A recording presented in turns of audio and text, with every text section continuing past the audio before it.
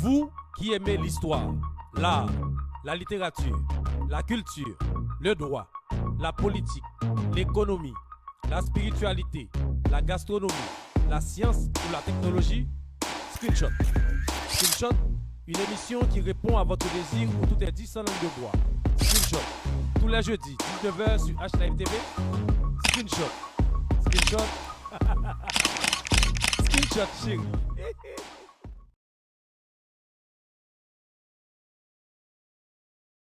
Mesdames, Messieurs, chers téléspectateurs, bonsoir. Bonjour, ça dépend où vous êtes. Je sais, chaque jeudi à cette heure-ci, vous êtes toujours dans votre canapé et puis pour suivre la télévision, pour regarder la télévision HLive, la première chaîne de la communauté. Donc, 7e édition et Screenshot. Ouais, 7e émission, 7e sortie.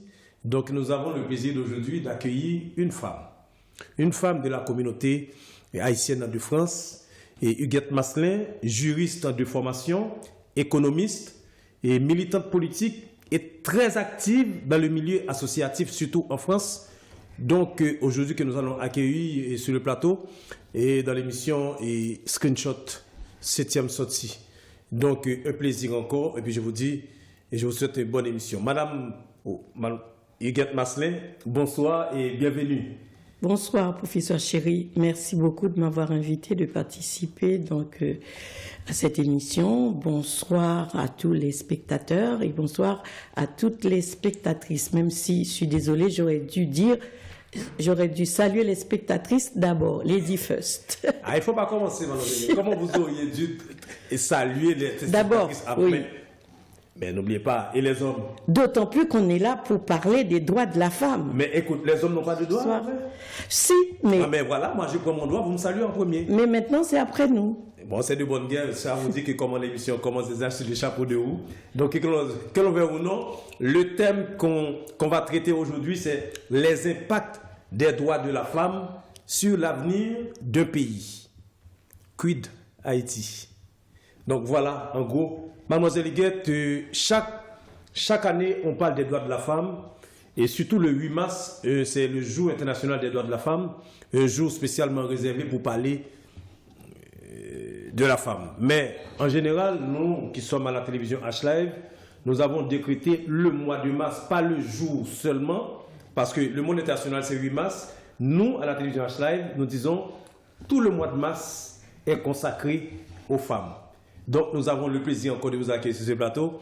Dis-nous, parce que nous connaissons l'émission bilingue, nous parlons créole français pour nous comprendre, parce que nous connaissons Moun Martinique, Guadeloupe, et la Réunion, la Guyane, tout le monde sait regarder nous, Haïti plus particulièrement. Donc, nous avons besoin de toute couche sociale là et comprendre l'émission d'affaires.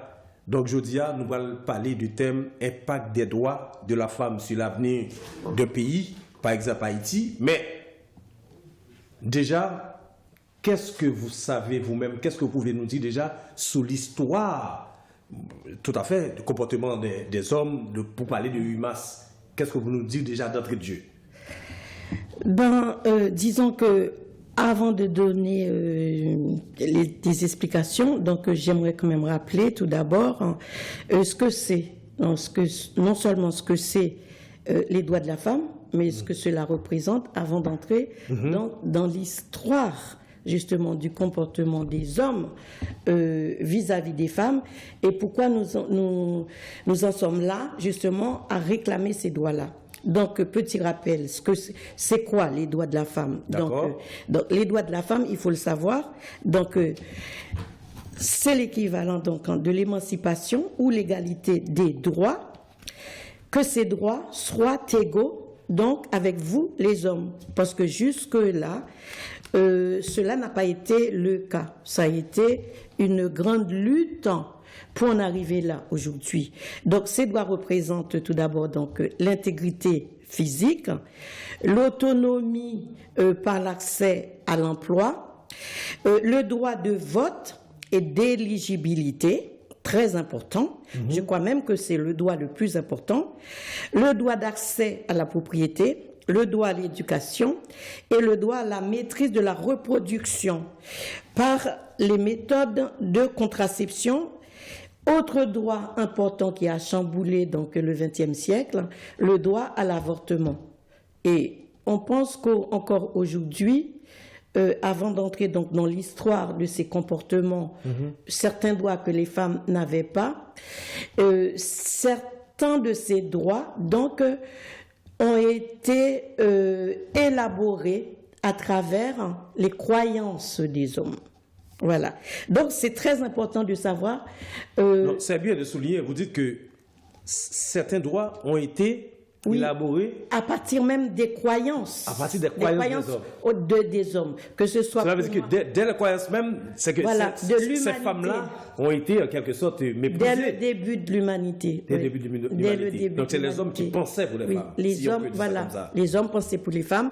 Donc c'est la nature, et que les hommes se sentaient beaucoup plus forts sous prétexte de protéger les femmes. Et on a élaboré des lois qui protégeaient que les femmes au détriment donc des droits de la femme.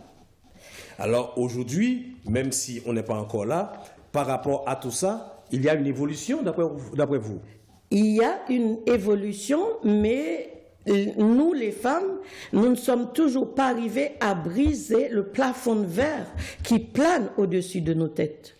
Mais pour arriver à briser ce plafond que vous voulez évoquer, qu'est-ce qu'il devait faire? Mais on doit, justement, on a lutté et on doit continuer cette lutte, non seulement pour améliorer les conditions donc de la femme, et c'est à partir de là qu'on verra vraiment un véritable changement.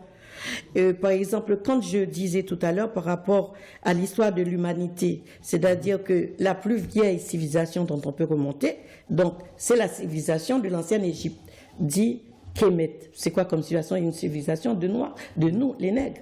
Et quand on voit, il y a eu des progrès depuis, et il y a aussi des régressions. On ne comprend pas pourquoi. Dans toutes les sociétés, il y a des progrès. Parce que si on remonte déjà au temps de l'Égypte, on voit qu'il y a eu des reines égyptiennes qui étaient très importantes dans l'histoire de l'Égypte. Donc ça veut dire que ces femmes-là avaient déjà un certain droit.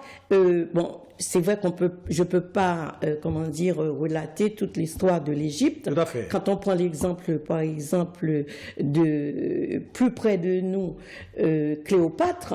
Cléopâtre a été une reine qui était très influente entre l'Égypte et même l'Empire romain, qui était l'empire le plus puissant de l'époque, bien avant Jésus-Christ. Tout à fait. Donc, on voit très bien, alors qu'à cette époque-là, en Égypte, c'était pas encore l'ère chrétienne. Et bien avant aussi Cléopâtre, il y a eu d'autres reines.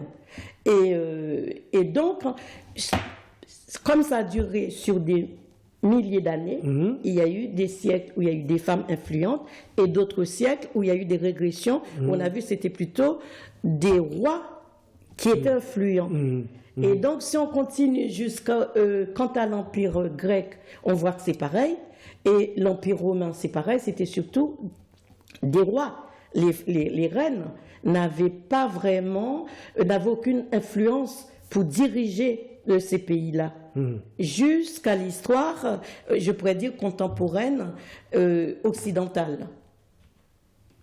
Oui, mais aujourd'hui, quand tout à l'heure vous évoquez que briser le plafond, et on voit déjà, il y a pas mal de femmes qui occupent pas mal de postes dans le monde, ou bien qui ont accédé au pouvoir, mais même si vous considérez ça comme régression, vous constatez qu'il y a une régression, mais que l'on veuille ou non, mais il y a beaucoup de progrès. Il y a beaucoup de progrès. Il y a beaucoup de progrès, mais depuis quand? Parce qu'il faut le dire, la première déclaration des droits de la femme a été faite en 1791 par Olympe de Gouges.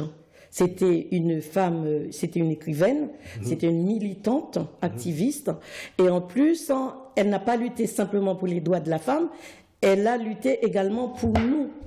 Elle a lutté contre l'esclavage. Donc, c'était une femme avant-gardiste qui voyait les choses arriver. Et donc, il a fallu attendre, en 1791, donc 18e, il a fallu attendre le 20e siècle pour voir 2 siècles après, pour voir un début de changement. C'est beaucoup quand même pour nous les femmes.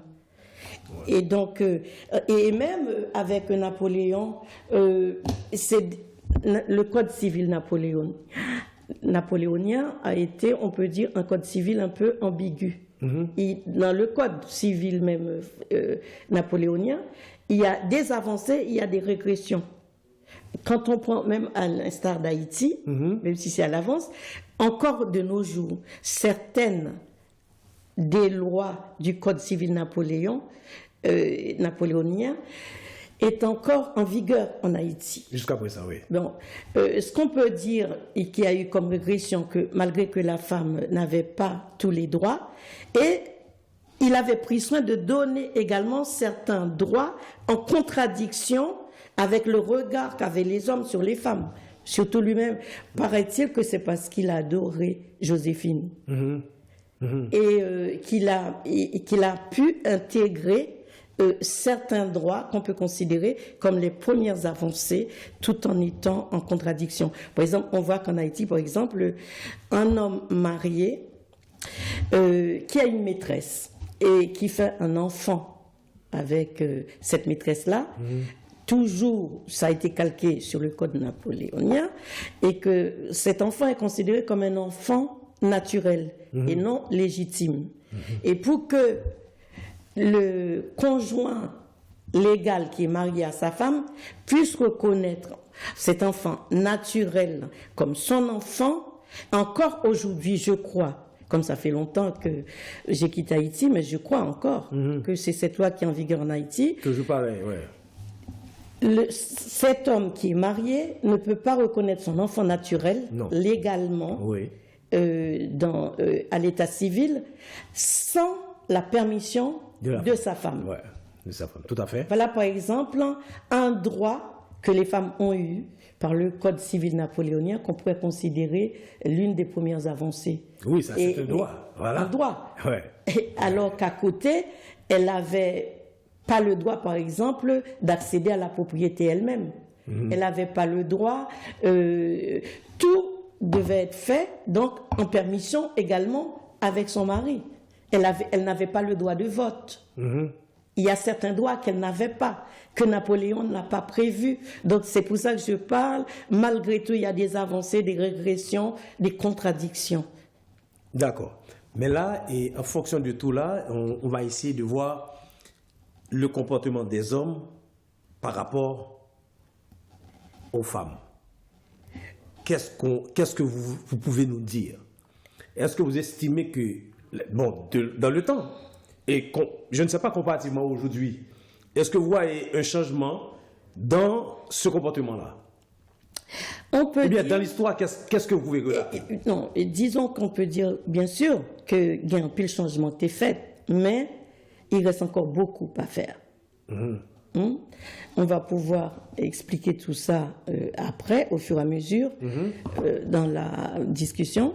Mais il y a beaucoup de choses, c'est vrai, qui ont été faites depuis. Par exemple, comme le droit de vote. Mais pour vous, vous estimez que ce n'est pas assez? Le droit de vote qui est associé donc au droit d'éligibilité, parce qu'il ne faut pas oublier que le droit de vote, j'ai fait un petit tableau pour comparer. D'accord. Le premier pays qui a accordé le droit de vote aux femmes, cela a été la Nouvelle-Zélande, donc en 1893.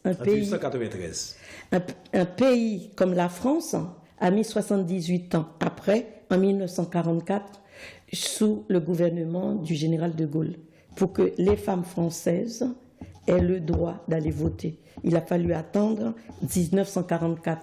Or, je viens de parler du Code civil. Donc, écoutez, mademoiselle Eguette, je comprends bien parce que j'aimerais bien que les téléspectateurs soient bien ancrés dans cette émission.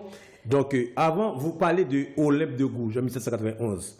Elle faisait quoi, Olympe de Gouges? Olympe, elle était écrivaine, c'était une militante activiste, donc elle a fait cette déclaration elle-même. Oui. À cette époque-là, est-ce que l'État français... Non. L'État français n'a pas... D'ailleurs, elle-même, Olympe, elle a été victime de la Révolution française, parce qu'elle était du côté des Girondins, elle a été exécutée. Quand vous C'était parlez de la Révolution militant. française, pour l'être exploité encore, c'est Voilà. Elle a été- 1889. Elle a 1789. 1789, oui. Elle a été guillotinée. Ok. Olympe de Gouges, parce qu'elle militait justement aux côtés des Girondins et elle militait contre tout ça. Ouais, c'est pour le droit des femmes. Oui. Elle militait pour les droits des femmes. Elle militait pour les droits des femmes et elle militait également pour le droit de l'homme. Parce Oui, qu'elle droit de était l'homme en contre général, l'esclavage en parce que la femme général. était incluse. Et comme elle était du côté des Girondins, qui étaient opposés donc aux révolutionnaires, et donc elle a été guillotinée. D'accord. Donc là, Et tout à l'heure, vous venez de parler de droit de vote. Donc, vous citez de Nouvelle-Zélande.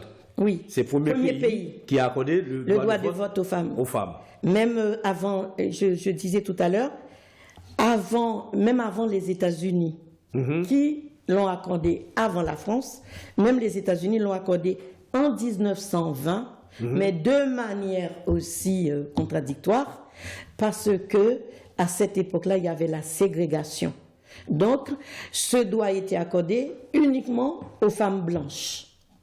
Donc, les femmes issues des autres ethnies des États-Unis n'ont pas eu le droit d'aller voter. Les Noirs, les femmes issues des Amérindiens, les femmes amérindiennes, donc ou bien d'autres ethnies qui étaient là en 1920, et n'ont pas pu obtenir ce droit de vote parce qu'il y avait encore en 1920 la ségrégation, et il a fallu attendre 1965 après les mouvements pour les droits civiques, notamment avec Martin Luther King. Il y a Pour que les femmes, je n'aime pas ce mot-là, même si dans les textes, les gens vont lire les femmes de couleur, puisque pour moi, même les femmes blanches ont une couleur, sont des femmes de couleur. Donc, pour que les autres femmes issues des autres ethnies puissent commencer à voter aux États-Unis, il a fallu attendre en 1965. Là, il y a deux périodes. Pour les États-Unis, vous parlez de 1920 qu'on accordait aux femmes blanches. Aux femmes blanches. Aux femmes blanches, cause de la ségrégation. À cause de la ségrégation. Mais en 1965, qu'est-ce qui est arrivé? C'est tout le monde. Tout le monde. Il a fallu attendre après les mouvements civiques. C'est les 45 ans après. Oui. Grâce avec Donc, Martin vous voyez un peu le combat. Il est long. Oui, tout à fait. Très long. Très, très donc, le Haïti, venons à Haïti qui nous intéresse le plus. Tout à fait. 1950. 1950. Donc, c'est-à-dire que accorder droit de vote aux femmes. Droit de vote aux femmes. C'est-à-dire soit 6 ans après la France. La France, 1944. Et nous, 1950. Donc, 6 ans après, Haïti accordait le droit de vote aux femmes, mais il a fallu attendre les élections de 1957 pour que ça devienne effectif et pour que les femmes puissent aller voter. Parce qu'entre-temps, entre 1950 et 1957, il y a eu plein de désordres politiques dans le pays, avec les juntes militaires, voilà. Il y avait 6 pouvoirs éphémères, les juntes etc. successives. Et donc, c'est devenu effectif à partir de... Après les élections de 1957 que François Duvalier a pris le pouvoir, a été installé. Ça a été la première fois que les femmes participaient en Haïti aux élections. Même s'ils avaient obtenu ce droit-là, depuis 1950. Donc il a fallu qu'elles attendent 7 ans pour voter. D'accord. Mais bon, on va rentrer dans l'histoire tout à l'heure parce qu'en 1950... Oui, et encore, je termine là-dessus puisqu'on est dans le droit de vote. Donc c'est le droit le plus important qui a permis quand même à ce que les femmes puissent s'émanciper dans les sociétés d'aujourd'hui. Ça a été vraiment, je dirais aussi avec le droit à la reproduction, le droit à l'avortement, tout dépend de la croyance des gens. Ça a permis aux femmes d'obtenir vraiment une certaine liberté pour pouvoir jouir de leur émancipation. Et par exemple, le dernier pays, encore aujourd'hui, qui a accordé ce droit de vote, ça a été en 2015 par le Koweït. Et il y a encore, dites-nous bien, que Il y a certaines qui n'ont certains pays, jusqu'à présent, dont les femmes n'ont pas le droit d'aller voter, comme l'Arabie Saoudite, les Émirats Arabes Unis, par exemple, les pays. Donc, c'est la loi musulmane qui est donc la loi en vigueur dans ces pays-là. Les femmes n'ont pas le droit encore d'aller voter. On espère que ça viendra. Oui. Certains pays musulmans. Et c'est pour ça que dans l'histoire, tout à l'heure, je parlais que ces barrières pour les femmes viennent notamment, comme on le comprend, par nos propres croyances religieuses. Par exemple, je suis chrétienne. Je suppose que toi aussi, tu es chrétien. Et donc, il y a beaucoup de chrétiens qui nous entendent. Quand on voit, on le sait très bien que même dans la Bible, il est dit donc que l'homme est le chef de la femme. Oui.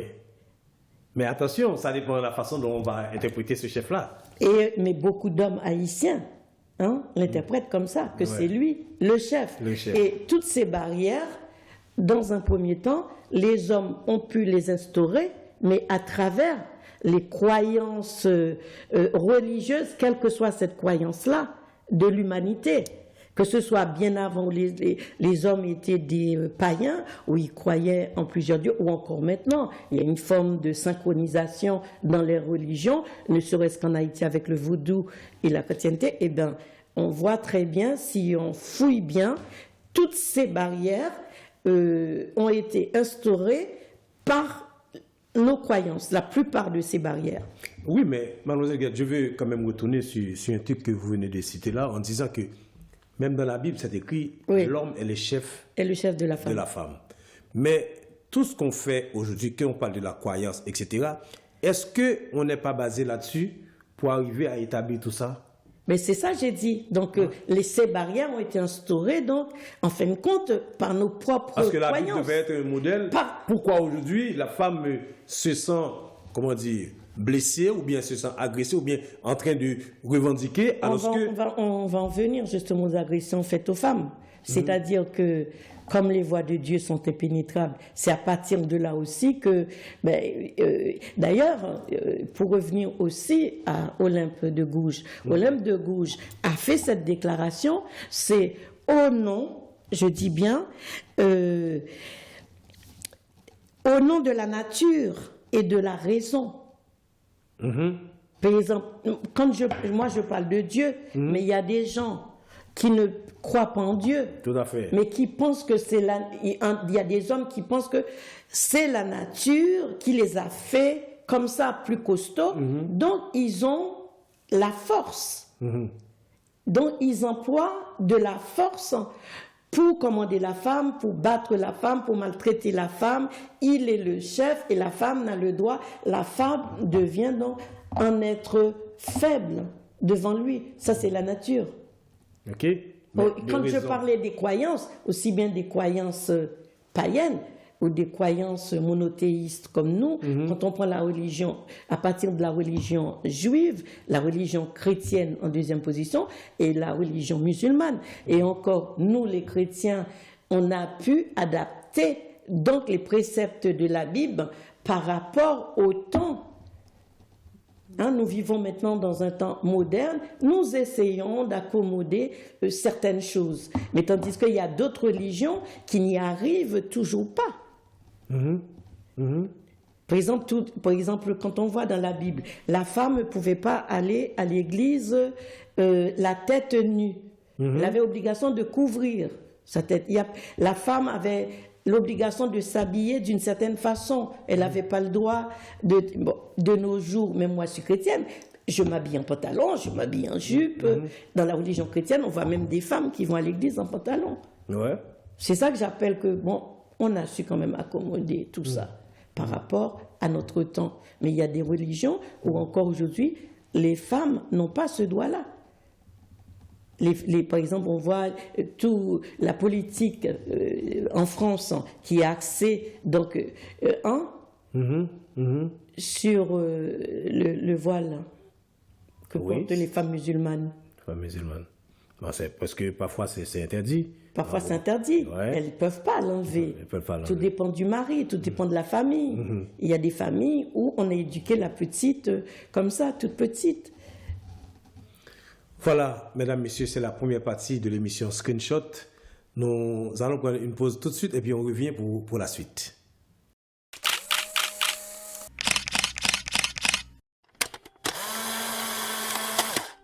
Vous qui aimez l'histoire, l'art, la littérature, la culture, le droit, la politique, l'économie, la spiritualité, la gastronomie, la science ou la technologie, Screenshot.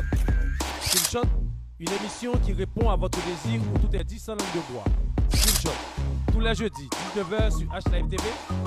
Screenshot. Screenshot. Screenshot, chérie.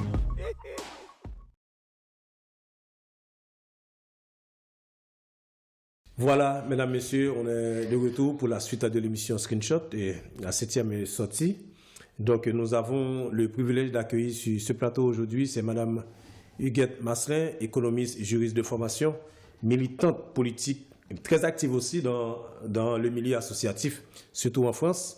Donc, il nous fait plaisir aujourd'hui d'être là avec nous pour parler de questions de droits, Journée internationale des droits de la femme, mais nous disons à H-Live, le mois international des droits de la femme.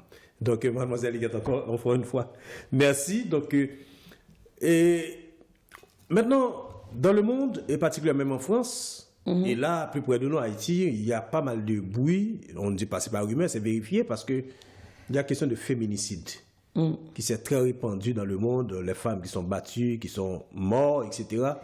Donc, vous, peut-être vous avez une idée dessus. Qu'est-ce que vous voulez nous dire de ça? Ben oui, disons que le thème féminicide, c'est beaucoup plus approprié au cas de meurtre.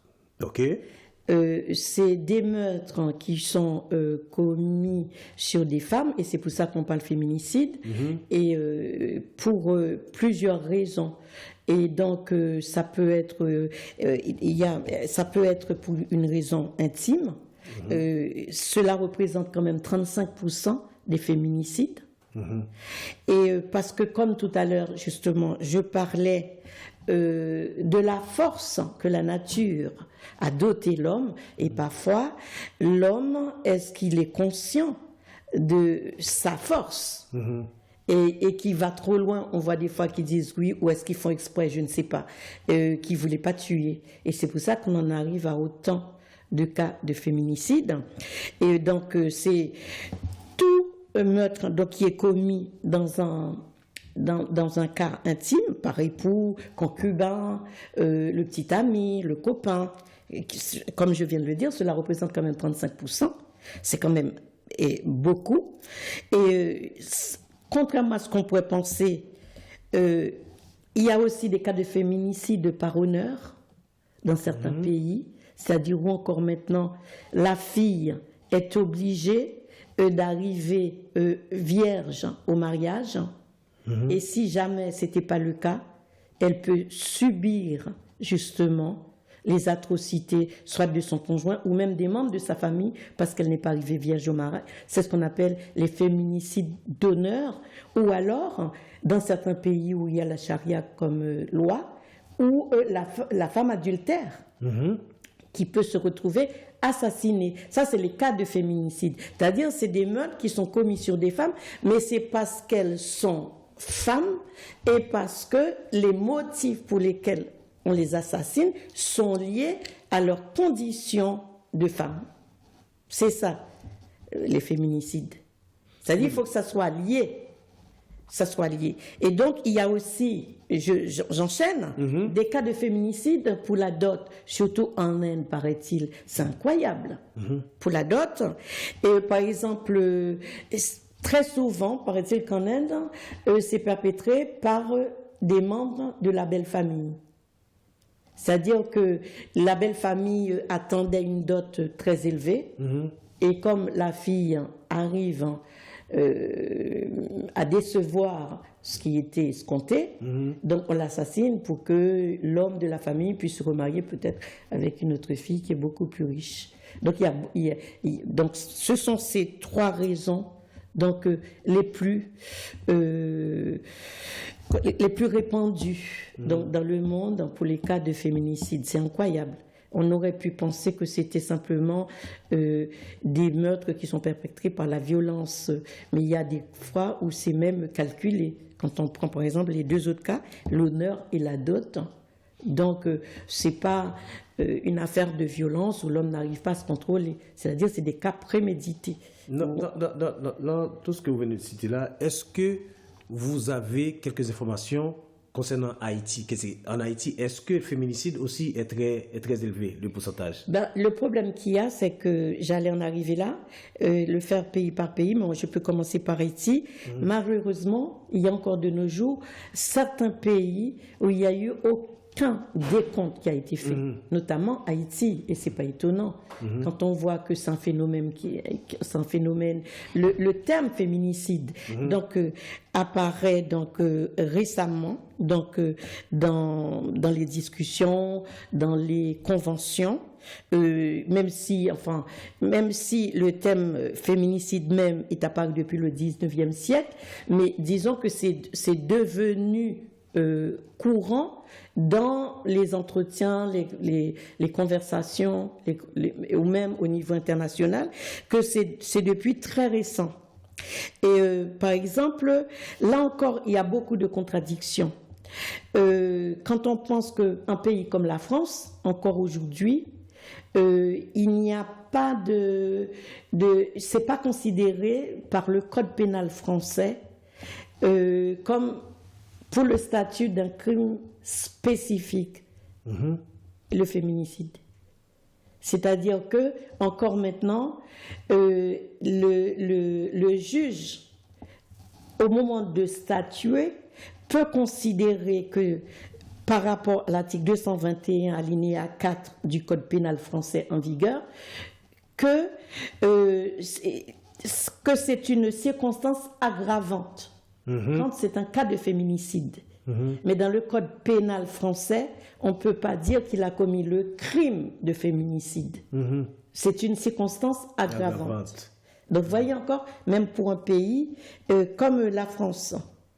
Et c'est depuis janvier 2017, janvier 2017, c'était Hollande.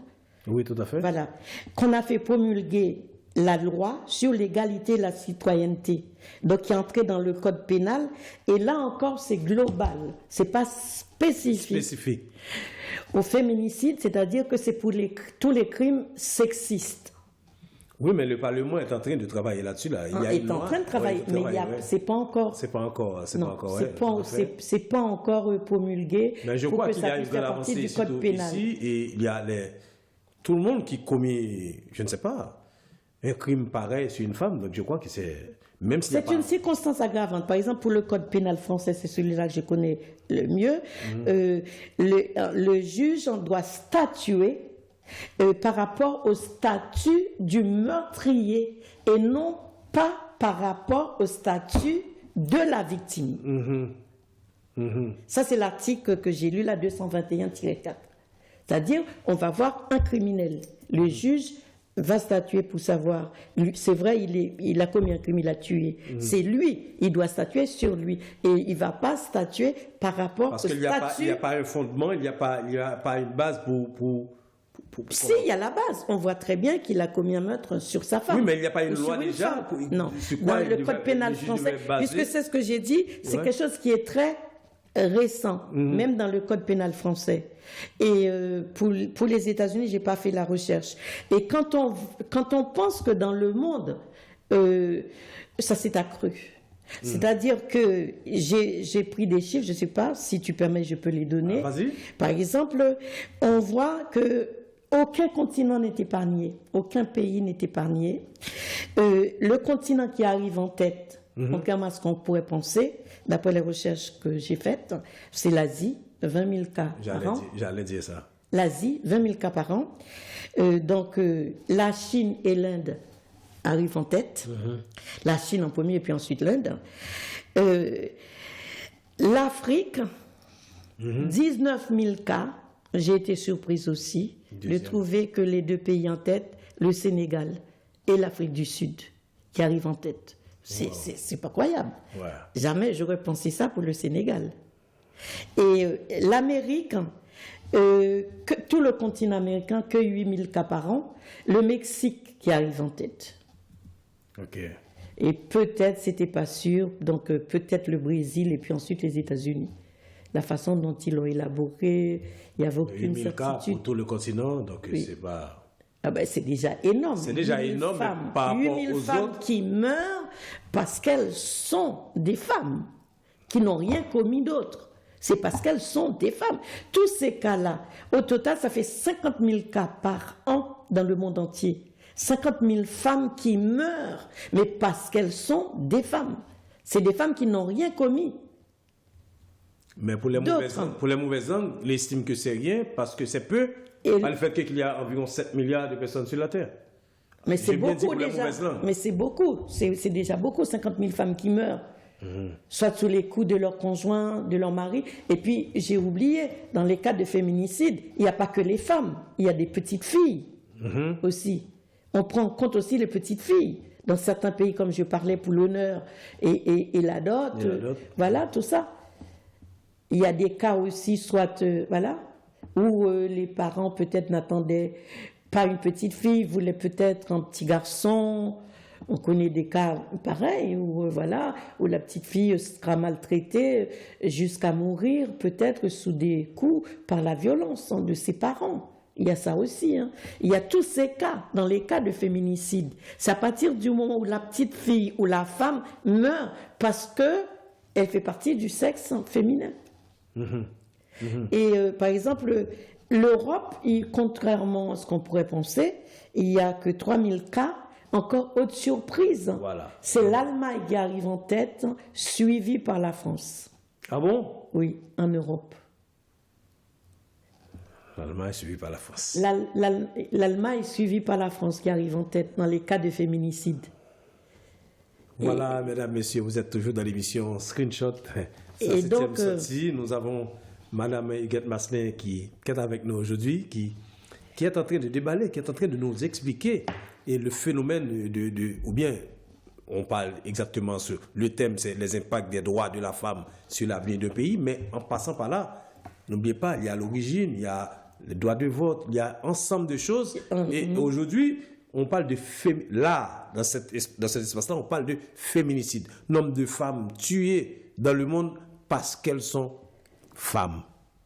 Uniquement parce qu'elles sont femmes. Oui, elles n'ont rien commis d'autre. Elles n'ont rien commis d'autre.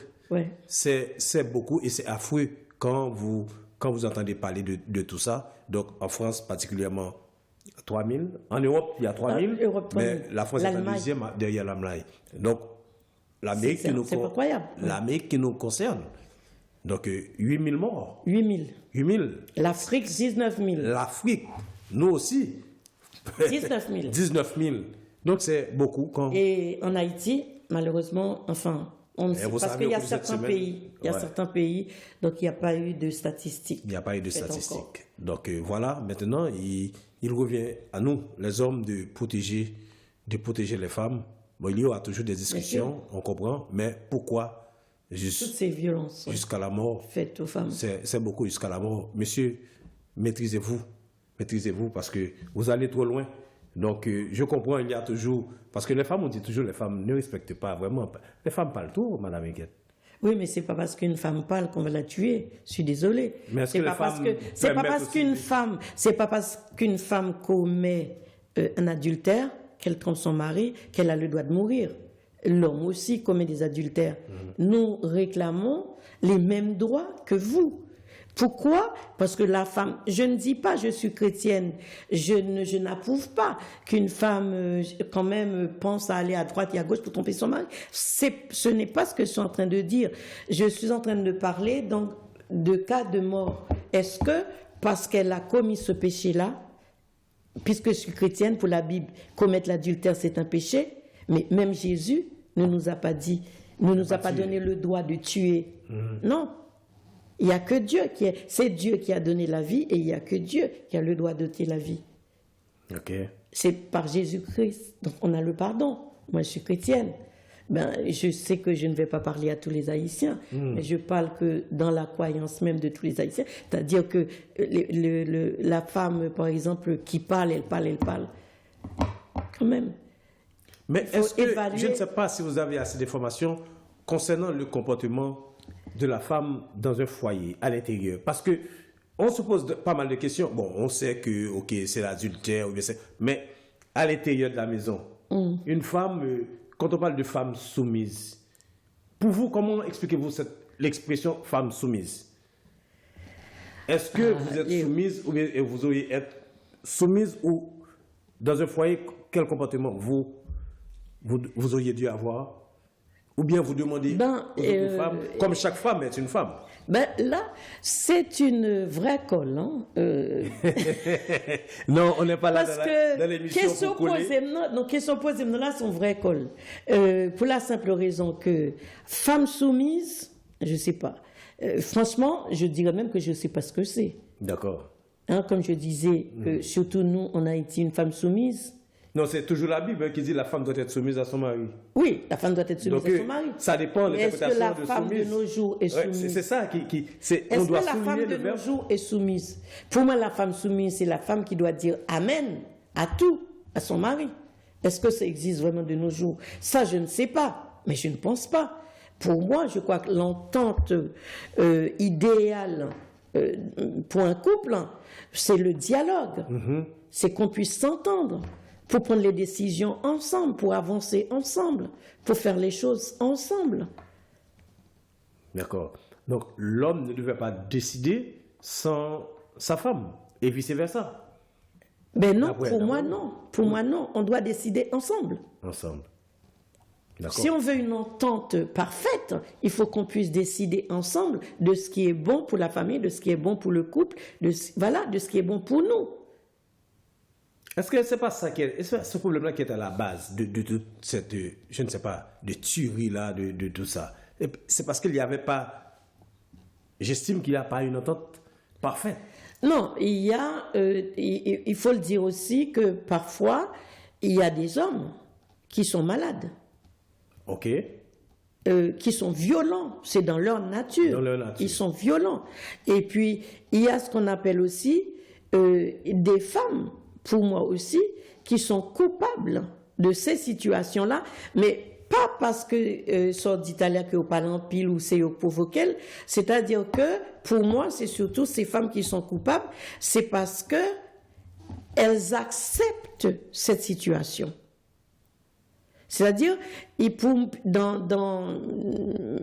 ne suis pas vraiment experte en psychologie, mais quand on analyse la chose, on sait très bien qu'il y a une situation de dépendance qui peut s'installer chez le couple, et puis il y a ce qu'on appelle des relations de sadomasochisme aussi.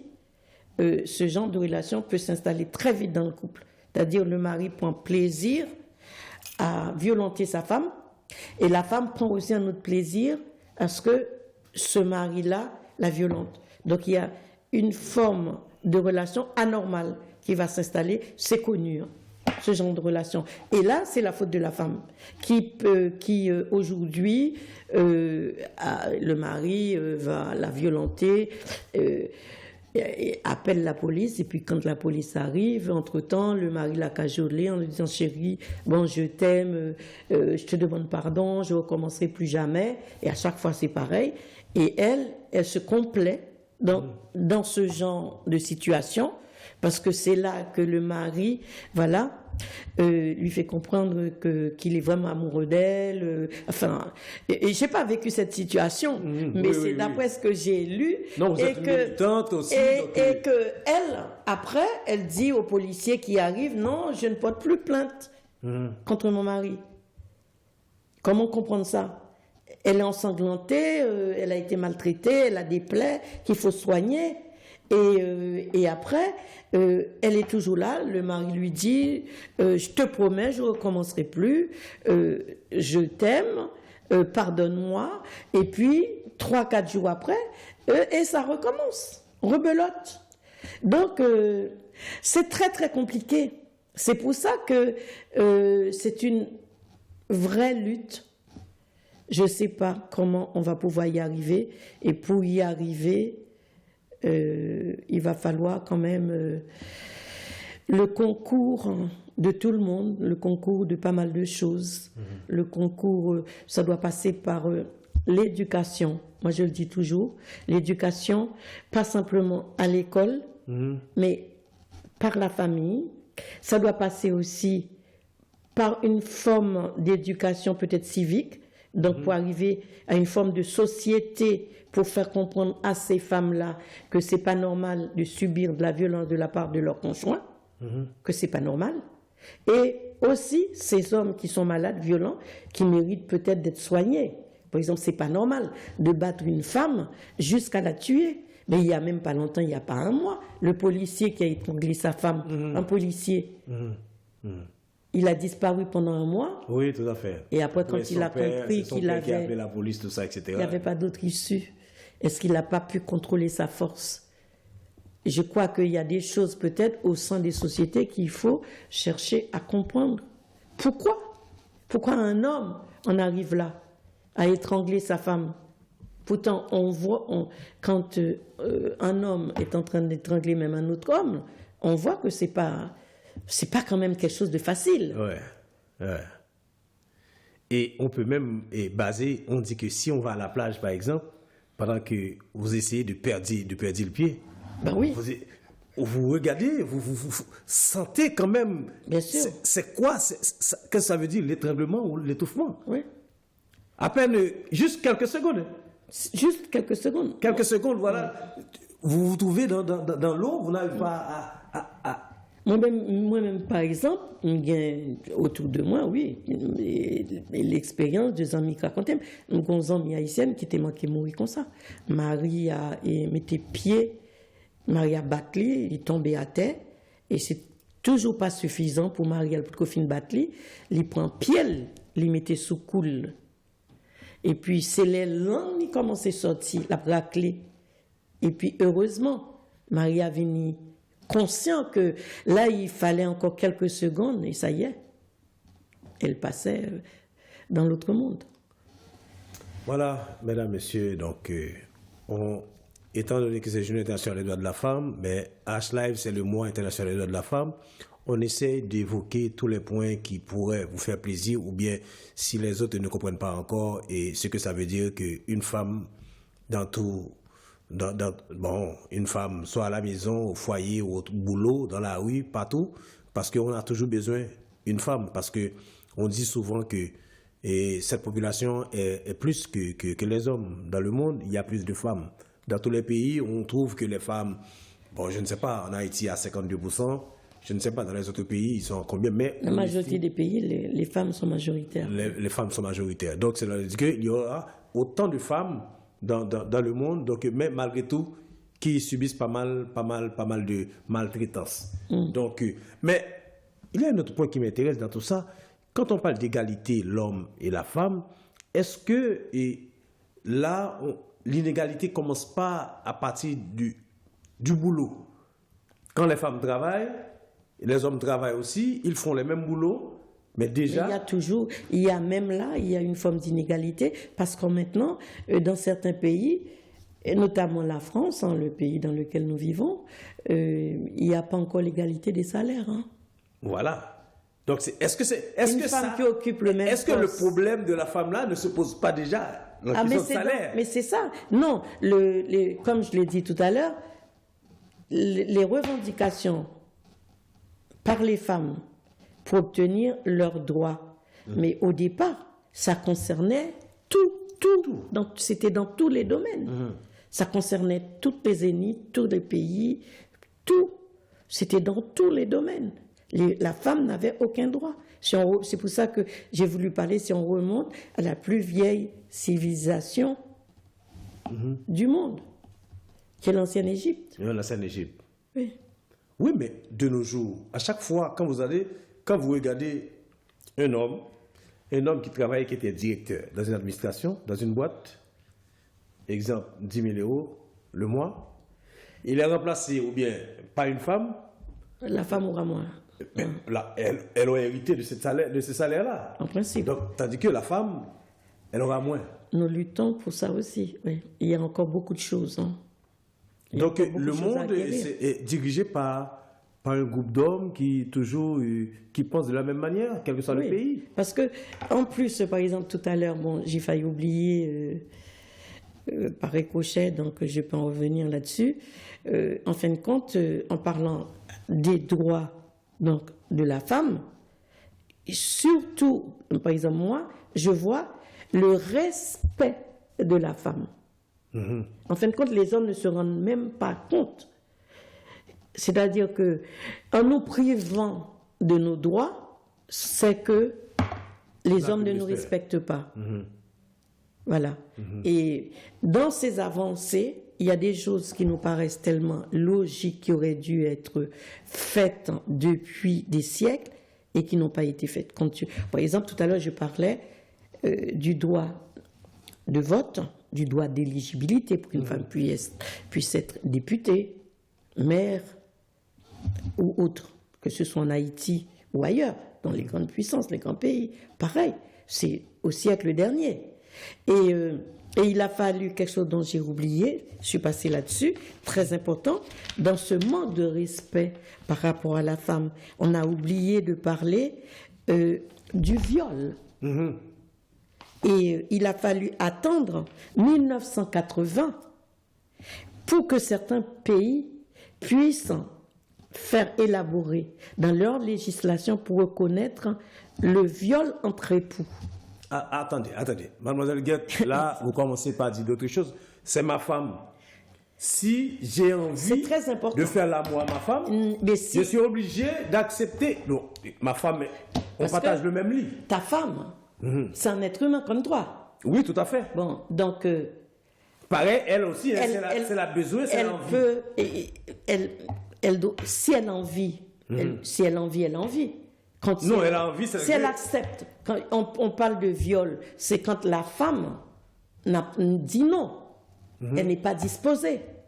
Il y a aussi le droit, en parlant tout à l'heure de la reproduction, là-dedans, il y a la maîtrise de son corps. La femme a le droit de maîtriser son corps. Elle a le droit de se sentir si elle est disposée un soir ou pas. Peut-être qu'elle est fatiguée, ou peut-être que tout simplement, elle n'a pas envie. Mais comme on dit chez nous, même si elle n'a pas envie. Mais non, mais si elle dit non, mais si elle laisse le monsieur faire son truc. Mais si elle accepte, mais si elle ne veut pas. On considère ça comme viol? Mais il y a des viols où le mari, maintenant c'est reconnu, il faut faire attention. Même en tant qu'époux, c'est considéré comme un viol, donc un crime. C'est pas parce que vous êtes marié que, admettons que, bon, vous parlez d'un soir, bon, si vous êtes en harmonie et tout, bon, admettons qu'il y a des tensions des fois. Admettons qu'on fait l'on bagaille, madame ou le fâché, et que lui dit que, bon, pour ça le fait maintenant, bon, il est fâché toujours, et puis il n'a pas envie. Mais c'est comme ça. Et la donc, moi, la m'a balayé. Ah, moi, pendant moi, ça me met capable de regarder. On parle entre adultes. Donc, l'homme n'a pas le droit donc de la prendre par force. Ok. C'est son corps. Elle a le droit de. Vous entendez, monsieur? Elle a le droit de disposer. Oui, il a le droit pour disposer de son corps. Je ne sais pas pour Haïti, mais ici en France, sachez que c'est un crime. Vous pouvez aller en prison. Si la femme va jusqu'au bout pour porter plainte contre son mari, il y a des maris qui sont en prison. C'est un crime. Il n'y a pas d'exemption parce que vous êtes des époux. Non. Elle a le droit de disposer de son corps. D'accord. Mais ça, c'est l'une des avancées. Et ça crée grand film qui va venir en France. Et puis, tu vas vivre de l'autre côté avec Madame Yo. C'est l'un des acquis que les femmes ont eu depuis. Mais est-ce que cette loi... Heureusement. Cette loi-là... Vous vous rendez compte que avant Simone Veil, dans les années 75, oui, la femme même qui a été violée dans la rue est obligée de garder son enfant. Oui, vous n'avez pas le droit d'avoir... Ça, c'est un cas que j'ose pas entrer dedans, même si c'est vrai, la Bible dit, bon, on sait que c'est quand même tuer son bébé. Mais, ok. Mais c'était pas vous. Moi, comme Jésus l'a dit, c'est pas moi de condamner ces femmes-là. C'est à Dieu de le faire.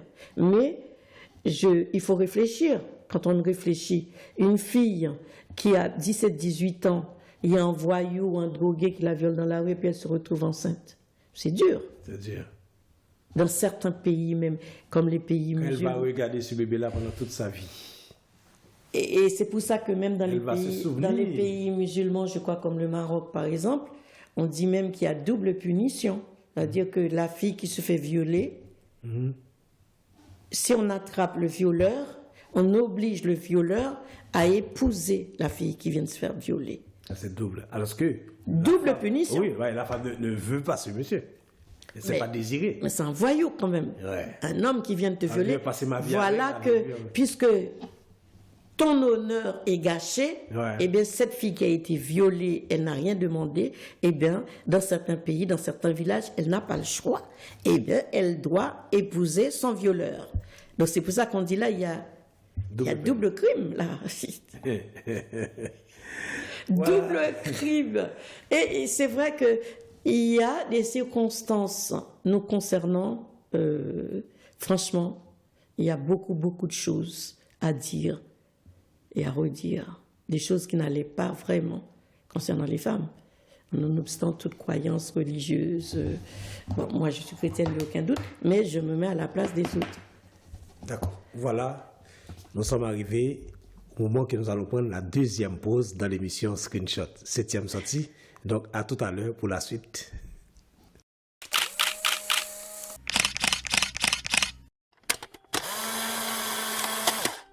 Vous qui aimez l'histoire, l'art, la littérature, la culture, le droit, la politique, l'économie, la spiritualité, la gastronomie, la science ou la technologie, Screenshot. Screenshot, une émission qui répond à votre désir où tout est dit sans langue de bois. Screenshot, tous les jeudis, 19h sur HLive TV. Screenshot. Screenshot. Screenshot, chérie.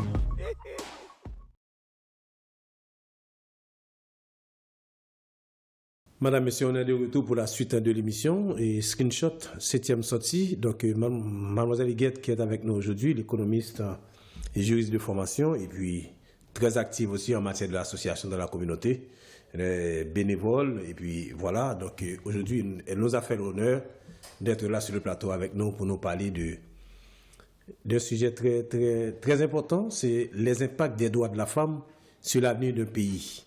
Par exemple, Haïti. C'est ça que nous allons voir dans cette dernière partie. Mais avant tout, savez-vous que chaque année, 8 mars, et comment dire, tout le monde parle de Journée internationale des droits de la femme. Chaque année. Mais le 9 mars, le 10 mars, qu'est-ce qu'il y a? Le 9 avril ou bien le 8 avril ou bien le 8 décembre. On n'en parle plus. Mais aujourd'hui, nous voulons parler de tout ça pour savoir pourquoi on a pris une journée, mais on ne continue pas à faire ça. Ici à HLive, nous décrétons le mois de mars, au moins 30 jours ou 31, pour parler de la femme, pas qu'une journée. Donc avec nous, Mademoiselle Higuette Massenet, et chaque année, on parle de 8 mars. Ouais. D'après vous, 8 mars a été, je ne sais pas, depuis quand, ou bien c'est quel pays qui fête, ou bien qui fête ce 8 mars-là? On parle de Journée internationale de la femme. C'est qu'en France, aux États-Unis, ou bien en Haïti? D'après vous? Disons que c'est très simple, hein. Comme je le disais tout à l'heure, ça aussi, cette commémoration donc, en l'honneur aux femmes, c'est quelque chose de très récent. C'est depuis 1975 hein, que l'ONU a décrété donc, le 8 mars hein, donc comme journée donc, internationale des droits de la femme. Donc c'est universel. Donc c'est tous les pays en principe membres des Nations Unies qui l'ont signé, qui l'ont décrété. D'après vous, c'est tous les pays tous les pays qui sont membres de l'ONU, je pense. Mais c'est pas que je pense, c'est ça. Tous les pays membres, donc c'est universel. C'est universel, il y a très peu de pays qui ne sont pas membres vraiment de l'ONU. Et donc, ce qu'il a décrété, et donc c'est tout ça, c'était pour encourager les femmes à continuer donc à mener cette lutte, parce que c'est toujours pas acquis, comme je l'ai dit tout à l'heure. Tous les droits ne sont toujours pas acquis pour les femmes. Donc on doit continuer la lutte. C'était pour encourager ces femmes et à améliorer les conditions de vie pour les femmes. Il y a encore beaucoup de pays dont ces conditions-là restent déplorables. Donc, c'est important malgré tout. Et aussi, c'est pour ça que l'ONU a choisi un thème annuel dont cette année, ça tombe très bien. Quel est le thème C'est le thème de cette année qui correspond tout à fait au thème par hasard. Hein.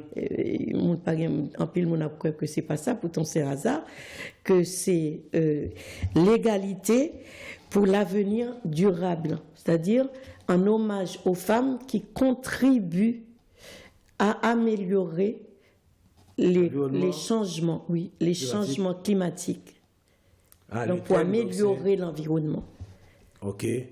Donc, c'est l'égalité pour un avenir durable. L'égalité pour un avenir durable. Parce que nous avons pris, nous prenons les impacts des droits de la femme sur l'avenir d'un pays. Donc, au moins, qui est un petit peu en relation avec tout ça. Avec tout ça.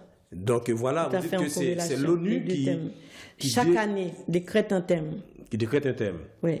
Et tout ça sur la base de l'ONU aussi. Parce qu'il y a des femmes qui travaillent justement pour améliorer les conditions écologiques. Voilà, beaucoup de femmes. Et très souvent, même dans des pays comme ici, même il y a eu Ségolène Royal, par exemple, qui milite beaucoup de femmes qui militent beaucoup pour l'écologie. Ouais. Il y a un truc qui m'intéresse parce que ça fait longtemps qu'on parle du système international, de la femme, Olympe de Gouges. Il y a d'autres femmes encore. Vous avez cité Simone Veil, un exemple, etc. Pour question de droit de la femme, droit d'avortement, etc. Aux États-Unis, il y a pas mal de femmes aussi. Il y avait une Russe aussi qui a fait tant de choses dans cette lutte. Maintenant, nous allons rentrer en Haïti, parce que ça fait longtemps qu'on était ailleurs. Ailleurs. Dans un sens nous allons concentrer cette dernière partie-là sur Haïti. Oui. Haïti, d'après vous, comment voyez-vous les femmes dans la lutte en général en Haïti? En Haïti, dans la lutte générale, comme je disais toujours, depuis toujours, dans tous les pays, Haïti n'est pas épargné. Donc, il y a des contradictions. Ou je dirais même plus, j'irais même plus loin, en disant qu'une forme d'hypocrisie dans la société haïtienne. Parce que tout à l'heure, donc, j'ai fait exprès, j'attendais qu'on parle d'Haïti. Okay. Haïti, son société son société matriarcale. D'accord. Haïti, l'autre société matriarcale, pour tout spectateur qui attendent là, c'est une société qui presque c'est les hommes qui. Non, c'est les femmes. C'est matriarcal, c'est pas matriarcal. C'est pas une société. En Haïti, on nous fait croire que c'est une société patriarcale alors que c'est une société matriarcale dès le départ. Qui ça veut dire pas là? Ça me le dit pas là. D'où, en créole, femme, poteau, mi-temps. Qui sont poteau, mi-temps? C'est pas des poteau, mi-temps, là. La sombre. C'est en Haïti, dans la société haïtienne, non, c'est femme qui kembe Kaila. Si femme n'en pas là, eh bien, Kaila tombé. D'accord. Parce que, en plus de ce que je n'ai pas dit tout à l'heure, cette hypocrisie, on la ressent aussi ailleurs, même dans les autres formes de société, pas simplement qu'en Haïti. Parce que, à part des droits dont j'ai parlé tout à l'heure, qu'est-ce que cela représente pour une famille, une femme? C'est la femme qui tient l'humanité, c'est la femme qui porte l'humanité, c'est la femme qui porte l'enfant, c'est la femme qui accouche. Donc, sans la femme, c'est quoi l'humanité? C'est pour ça qu'en Haïti, les audio, femme potomitan, pour moi-même, ils ont un paquet d'images là-dedans. Femme, c'est pas simplement que le poil poté qu'elle économiquement, mais c'est la femme qui fait évoluer la famille. C'est lui-même qui met des timounios. C'est lui-même, c'est la femme, en fin de compte, est la gardienne de la civilisation. Sans la femme, on ne pourrait pas arriver depuis des millénaires jusqu'à aujourd'hui. Là encore, c'est au gain petit. Regardez pour eux, timounio toujours plus proche de maman. C'est maman tout qui pralait transmettre les traditions. Les traditions se transmettent par la mère. C'est pour ça que c'est pas simplement parce qu'elle porte l'enfant, comme j'ai dit, qu'elle est la gardienne de la civilisation. Et en Haïti, dans la société, nous, d'où ce proverbe, femme potomitan. Cela veut tout dire. Bagay, ça signifie, on paquet de bagaille dans la société haïtienne. Non? Et là, nous dit, femme potomitan, li englobé non seulement en femme qui marie la Kaili, qui gagne mari, li englobé également on femme tout qui seul cap élevé petite li. Dans la société haïtienne, non, nous gagnons en pile maman seule, des femmes célibataires, des mères célibataires qui élèvent seules leurs enfants. Parce que papa a peut-être mouru ou bien quitté ou bien papa mourir ou bien fait leur monsieur marié ou bien monsieur abandonné li quitté li. Et certains spécialistes même vont très loin. Il n'y a pas que dans la société haïtienne ou surtout dans les sociétés noires issues de l'esclavage. Il y a beaucoup de mères célibataires. Pour quelle raison? Quand les MAP dit que femme potomitan encore plus, c'est pas pour nous-mêmes simplement en Haïti, c'est-à-dire que au moment de l'esclavage, l'homme n'était pas responsable. C'était le maître de la plantation qui était responsable puisqu'on était esclave. En fin de compte, il forcé au coucher avec client pour reproduction. Non. Même sous gen madame ou dans case là, ou fait petite là, mais petite là pas pour vraiment. Puisque les enfants appartenaient à la plantation. C'est mettre là qui bon manger, c'est mettre là qui va timoun manger, c'est mettre là qui habille timoun. Donc les hommes ne se sentaient pas responsables. Et je crois que on a gardé cet art, mais des siècles après. C'est pour ça que il n'y a pas qu'en Haïti. Prenons l'exemple des États-Unis, la première puissance au monde, chez les Noirs américains, pareil. Le pourcentage des mères célibataires est plus élevé que chez les Blancs. Il y a ce manque de responsabilité de la part de nos hommes, et ça, c'est dû à une forme d'aliénation qu'on a subie. Une autre forme d'aliénation qu'on a subie par rapport au système esclavagiste que nous avons. Si nous capables, comment nous sommes capables de résoudre le problème, ça, surtout en Haïti? Est-ce que c'est parce que, femmes n'ont pas arrivé dans le pouvoir? Est-ce qu'on pense que si tu as une femme qui prend le pouvoir même avec nègre, le système a changé, et tu as fait garçon et prend mère? Je parle particulièrement en Haïti. Même si en Haïti, on pensait que son expérience que nous avons fait. On pensait qu'en Haïti, dans l'État, les hommes mettaient pays à là. Jusqu'à présent, nous avons gagné un seul président, Tatrouyo qui passait, mais c'était un incident de parcours. C'était pas vraiment suivant un vote, un suffrage universel. Non, ils mettaient pour te remplacer dans circonstances bien déterminées. Mais est-ce que le gagne vraiment pouvoir? Non, mais non. Bon, nous gagné, nous-mêmes, nous gagnons 2 premiers ministres, un sous Aristide et l'autre là sous Préval. Claude sur Aristide et puis tu as gagné Michel Duvivier-Pierre-Louis sous Préval. Comme Premier ministre. Bon, nous connaissons très bien en Haïti, relation qui gagnait dans la forme de gouvernement bicéphale entre un président et un Premier ministre ou Premier ministre. Qui est-ce qui gagne pouvoir, qui est-ce qui n'a pas gagne pouvoir. Chacun va se renvoyer la balle, finalement. On se retrouve. Bon. Et là où l'expérience à nous a fait, c'est que nous voyons que est-ce que femme haïtienne n'est pas pire responsable que l'homme haïtien. Et que on pensait que que société haïtienne était capable de changer, les choses, que femme les pire pacifistes, non pas prendre toutes des ordres que nous qui gagnent en Haïti. Par contre, nous avons gagné aussi des femmes. Peut-être des femmes qui derrière Monsieur, pour faire manger bagay ça yo, est-ce que il y a une femme vraiment qui a dirigé toute gang ça yo pour la violence tout ça? Non. Donc moi penser oui, c'est une expérience à faire que nous prend plus temps tout pour nous réfléchir, nous plus paisible, nous plus capable pour nous prendre vraiment bagay yo à cœur pour nous guider. Oui, mais on a regardé ça, nous voyons que dans les autres pays, il y a parlé de, ça me dit, parité dans la question gouvernement, dans la question travail. Mais parité, ça ne veut pas dire que pour autant que les femmes ont un pouvoir. Mais c'est-à-dire, moi, pour Haïti, leur poser une question, je pensais que vraiment que les femmes arrivent au pouvoir, pour une fois, que les femmes, qu'il y ait des femmes qui arrivent au pouvoir pour diriger ce pays, peut-être pour donner une autre direction au pays, c'est-à-dire à travers nos façons de voir les choses. Parce que nous voyons les choses quand même différemment que vous. Oui.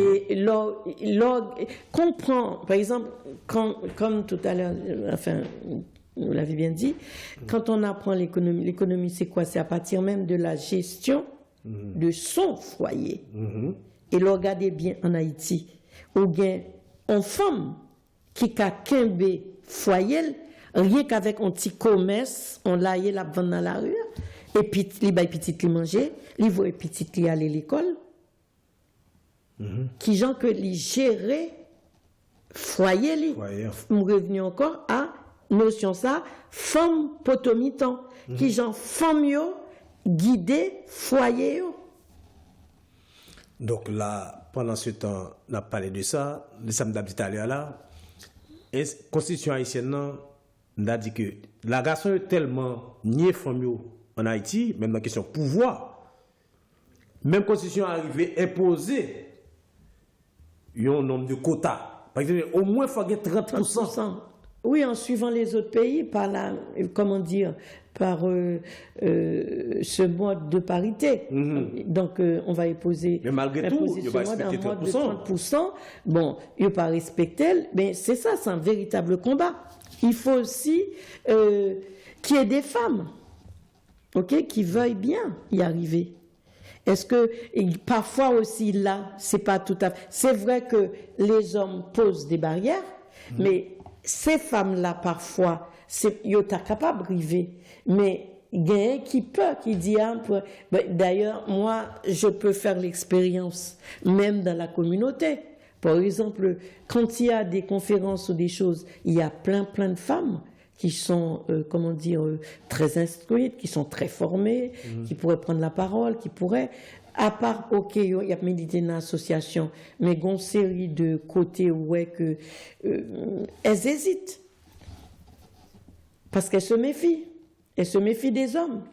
Oui, mais c'est ça, par rapport à c'est tout ça qui permet que les femmes ne soient pas tellement émancipées ou pas tellement arrivées au timon des affaires. Parce que ils ont hésité.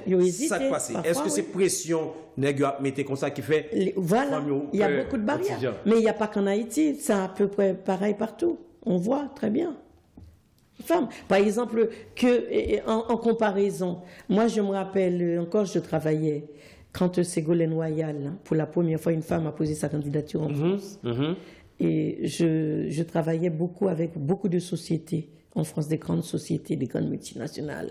À la Défense, j'avais comme cliente. Eh bien, j'avais beaucoup de femmes comme clientes. Ben, il fallait les entendre. Elle dit, moi je crois que Ségolène Royal a été boycottée plus par les femmes françaises que par les hommes français. Beaucoup d'entre elles. Je vais faire comparaison ça tout de suite pour sortir. Elle dit que yo poko ouais tête yo qui pral gagner qui parle de la France qui peut diriger par une femme.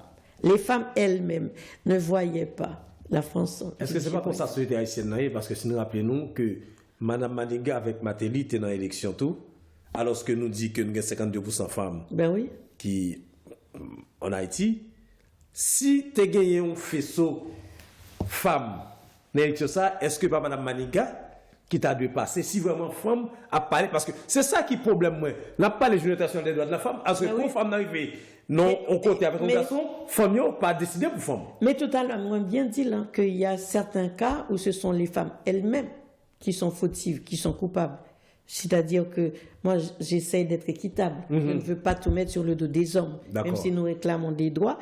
Mais il y a des choses encore, peut-être que là, les femmes sont coupables, peut-être qu'elles ne sont pas encore prêtes à assumer certains rôles. Ah ouais, parce que normalement... Je dis, peut-être. Oui. Ou alors, il n'y a pas une majorité de femmes. C'est-à-dire que les femmes ont été opprimées pendant tellement longtemps, ben, il y en a plein peut-être qui ne sont pas encore prêtes. Il y a plein de femmes qui ne sont pas encore prêtes, peut-être. Je dis peut-être. Ben, enfin, quand je dis peut-être, par exemple, moi, sincèrement, on me dirait, là, aujourd'hui, on vous donne Haïti, allez déjà Haïti, mais je prendrais peur. Ok. J'irai pas, quand même. Ok.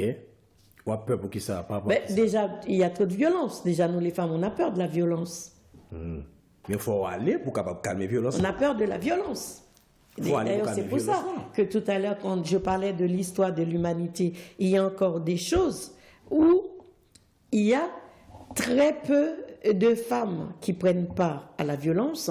Et même si on a une histoire qui est hors du commun, l'histoire d'Haïti, même s'il y a des femmes qui ont participé aux côtés donc, de nos héros pour libérer le pays. Les femmes ont joué, j'en profite pour le dire. Oui, Les femmes ont joué en Haïti. Il y a des En Haïti, filets, les des Catherine femmes, Flon, il y a des... Non, là, comment dire, bon, j'ai oublié les deux noms. Non, il y a des femmes qui avaient leurs armes aux côtés. Le 18 novembre, qui se sont battues aux côtés des hommes pour libérer Haïti, qui ont pris part à la bataille. Pas beaucoup. Les femmes ont joué un Aujourd'hui, où sont ces femmes-là? Haïti a traversé une période difficile. Femmes, ça, déjà, même des hommes, quand même, de ce niveau-là, on les a plus. on les a plus. On ne peut plus comparer les hommes, les Haïtiens d'aujourd'hui avec Ceux de nos l'Antiquité. héros. Depuis Toussaint, enfin, Et Mademoiselle Liguette, Jusqu'à- nous donc, avons vraiment un sujet très très important parce qu'on a parlé de l'impact des droits de la femme sur l'avenir d'un pays, Ouais, par exemple Haïti. Donc, certes, il y a parlé de femmes dans le monde là, pas oublier qu'il y a pile de femmes qui font pile bagaille pour la caillou. exactement. Mais je ne dis pas, dans le cas où nous sommes là, est-ce que pas de des femmes qui sortent de l'ornière? Oui, la femme haïtienne doit La femme haïtienne être beaucoup mieux représentée dans le pouvoir en Haïti, à tous les niveaux. Pas simplement au niveau du Parlement, mais au niveau du gouvernement. Il faudrait qu'il y ait beaucoup plus de femmes, et peut-être même comme arrivée On va à aller être au Parlement. Parlement, ça se passe là. présidente d'Haïti. Nous avons une sénatrice dans le Nord. Nous avons un député, pas de guettant. C'est pas celle qui fut ministre sous Jovenel, non? Il y en a une qui était sénatrice, mais qui a été ministre également. Non, elle n'a pas été ministre. Et donc, il était deuxième sénateur dans le Nord. Et puis, c'est les Jovenel Voé et Dadi qui casé Parlement. Lui-même, gens qui supporté Joël, pas de gens m'attendent en bas comme ça. Donc, lui-même, nous devons tomber même. Pas dans l'opposition, mais qu'on veut ou non, dans le mutisme. Si je peux le dire ça comme ça, parce qu'il est senti que les fâchés par rapport à tout ça, les Jovenel, les voient Parlement, ça allait 20 janvier. Ouais. Donc, c'est non, et femme défaut, mais c'est l'unique sénatrice qui a gagné dans la Chambre. Non. C'est la seule femme qui a gagné dans le Sénat. Oui, mais est-ce que les femmes... Mais la Chambre députée, oui, tu as gagné une tout, dans la zone, il sorti dans la zone de la Tibonite, l'Ouest, là, dans le coin derrière, mais. Et après, Oui, tout ce qu'on peut dire. qui dit que tout c'est. Il faut citer Nous les pas qu'à femmes. comprendre, hein. Oui, il faut citer les femmes. Donc, dans 120 monde, bon, comme c'est 100, Il faut citer les femmes. dans 120 députés, nous avons unique congrès, dans 30 sénateurs, nous Ça n'a congrès. aucun sens. Donc, Ça n'a aucun mais sens. où sont les femmes en Haïti? M'a parlé dans le niveau pouvoir. Ça n'a aucun sens. Après ça, nous, c'est Mme Bozil qui est sur l'échiquier, qui est sur la scène, avec Fusion, qui toujours a fait pâle. Mais, non, bah ouais, grand pile monde là qui peut. Bon, Mme Maniga n'en parle pas, parce qu'elle a fait son chemin. Elle a fait... Bon, Ouais, donc elle n'a pas pu y arriver, elle a échoué, mais elle a fait tout ce qu'elle pouvait. Ouais. Elle est en réserve de la République, c'est ce qu'elle disait. Et, mais il faut dire aussi que dans le contexte que nous vivons depuis, c'est pas vraiment de sa faute. C'est pour ça que j'ai dit qu'elle a fait tout ce qu'elle pouvait, parce que Même là, est-ce que parce qu'elle n'a pas de gain femme vraiment opté pour courir, non? C'est-à-dire que oui, on voit très bien que Jude Célestin qui est arrivé donc, en deuxième position, puis c'est Matéli en troisième, puis c'est Matéli soutenu par les Américains qui viennent passer président. Donc ça n'avait rien à voir, je ne sais pas, c'est une question de femmes ou d'hommes, ou peut-être. Enfin, les femmes ont encore du mal à arriver au pouvoir. Par exemple, ce n'est pas simplement en Haïti avec Mme Maniga, on l'a vu avec Clinton. Ah ouais, Hillary Clinton aux États-Unis et Ségolène Royal en France. Face à Sarkozy. Voilà, il y a certains pays. Et comme nous suivons ces deux pays-là en particulier, la France et les États-Unis. C'est vrai. Voilà. Donc. Après, comme si on parle du Canada, est-ce que le Canada... Mais même le Canada, très souvent, même celui qui a le pouvoir, même, c'est le Premier ministre. Comme là, maintenant, Trudeau. C'est pas vraiment le gouverneur.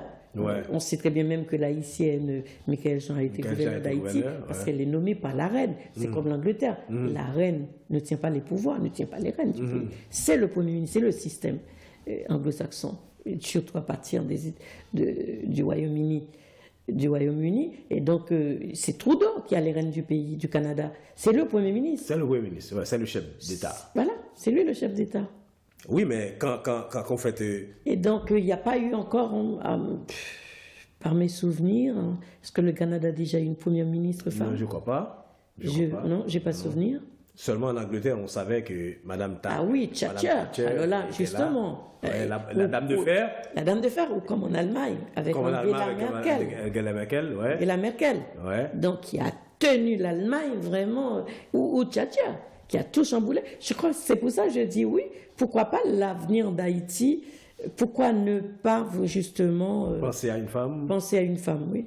Ouais. Penser à confier les rênes du pays à une femme, ça pourrait tout changer, comme ça a changé les choses en Angleterre, ça a tout changé en Allemagne. Regarde là, on dit même que face à Poutine, si Angela Merkel était là, les choses auraient été différentes. Ouais.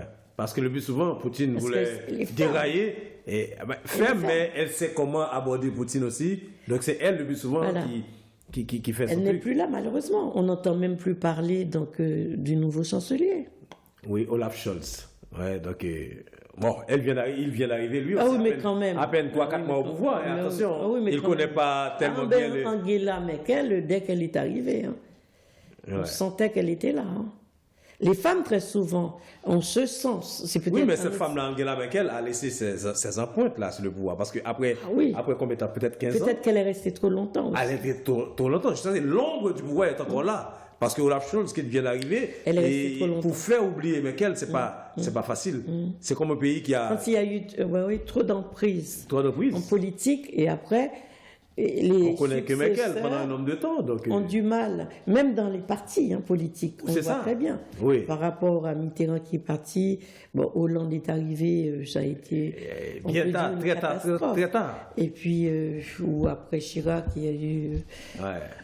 Sarkozy, et puis on voit que tous ces partis-là ont du mal. C'est ça que les screenshots là, attendez. C'est ça, screenshot là, parce que dans ce screenshot là, nous avons parlé de tout le bagage. De tout. Et puis voilà, nous avons une femme de grande culture qui est avec nous ce soir, qui nous a fait l'honneur, et puis qu'elle peut parler un peu de tout avec nous. Donc, c'est l'occasion pour nous dégainer là. Madame Huguette, si vous voulez ajouter quelque chose que je n'ai pas eu l'occasion de vous questionner là-dessus, ce serait quoi? Sous la dernière bagarre, vous l'avez dit, même pas de parler ça avant, mais on voulait ajouter.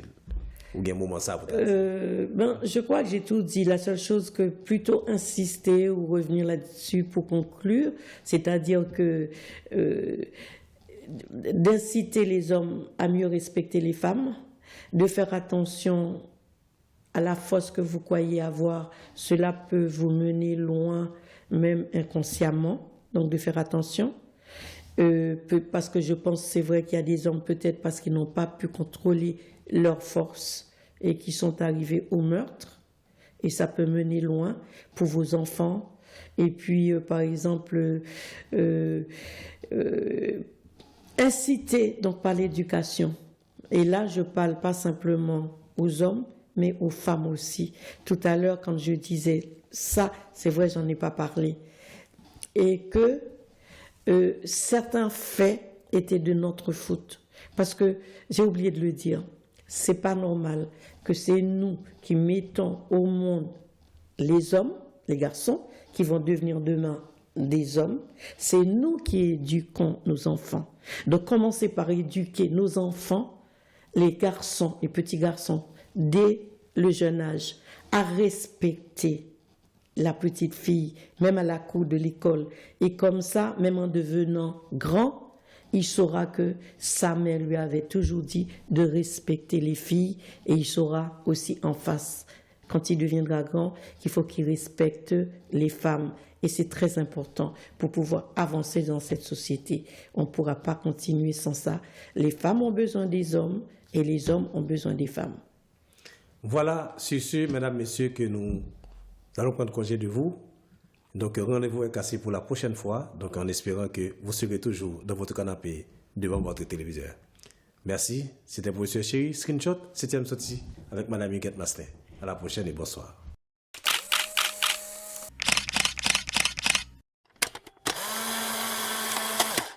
Vous qui aimez l'histoire, l'art, la littérature, la culture, le droit, la politique, l'économie, la spiritualité, la gastronomie, la science ou la technologie, Screenshot. Screenshot, une émission qui répond à votre désir où tout est dit sans langue de bois. Screenshot, tous les jeudis, 19h sur HLive TV. Screenshot. Screenshot. Screenshot, chérie.